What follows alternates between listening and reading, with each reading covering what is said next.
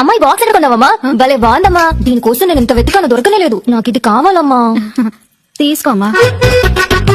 అమ్మా flower vase ఎక్కడ తీసుకున్నావమ్మా? సంతలో తీసుకొచ్చాను. కూతురు వస్తుంది, ఒకటి రెండు ఎక్స్ట్రా తీసుకురావాలంటే తెలీదా నీకు? నాన్న, మీ అల్లుడు గారు ఎప్పుడు మీ గురించి అడుగుతూనే ఉంటాను నాన్న. ఎందుకమ్మా వరకట్న మొత్తం ఇచ్చేసాం కదా. పో నాన్న, ఎప్పుడు చూడు ఇంత పెద్ద ఎందుకు నాన్న నీకు? నా పేరు మీద రాసేయచ్చు కదా. నీ పేరు మీద రాసి మేము ఎక్కడికి పోవాలమ్మా? అయ్యో ఏం నాన్న అలా మాట్లాడుతున్నావు? నేను నీ కూతురు. మీరు సంవత్సరం ఒకసారి మా ఇంటికి వస్తే 4 రోజులు కన్నా పెట్టలేనా మీకు?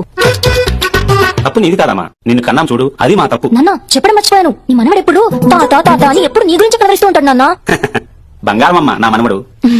అదే బంగారాన్ని ఇక్కడ తీసుకొచ్చి పెడతాను. కాస్త డిగ్రీ వరకు చదివించండి నాన్న. అక్క షర్ట్ ఐరన్ చేసి పెట్టాను చూసావా? రేయ్ నేను చూడలేదురా. అదా నీ బాబా ఫేవరెట్ కలరు, బామర్ది గిట్టుగా ఉండని అని నేనే తీసుకున్నాను. అన్నా వెళ్ళి అన్నతో మాట్లాడుస్తాను.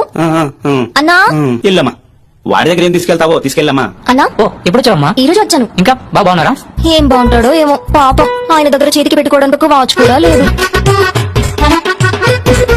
అమ్మా అమ్మా అమ్మా అమ్మా నాన్న, మీ ఇద్దరు నది వెళ్ళడానికి నాకు మనసు రావడం లేదు. వచ్చే వారం తొందరగా వచ్చేస్తాను. కొత్త చెప్పులు ఇప్పుడు కొన్నాయమ్మా. ఇవి నావి పక్కినవి. అవునా సరే అమ్మా. నాన్న ఆటో ఛార్జీలకు ఒక 1000 రూపాయలు ఫోన్ పే చేయండి నాన్న. అది కూడా చేయమంటావా?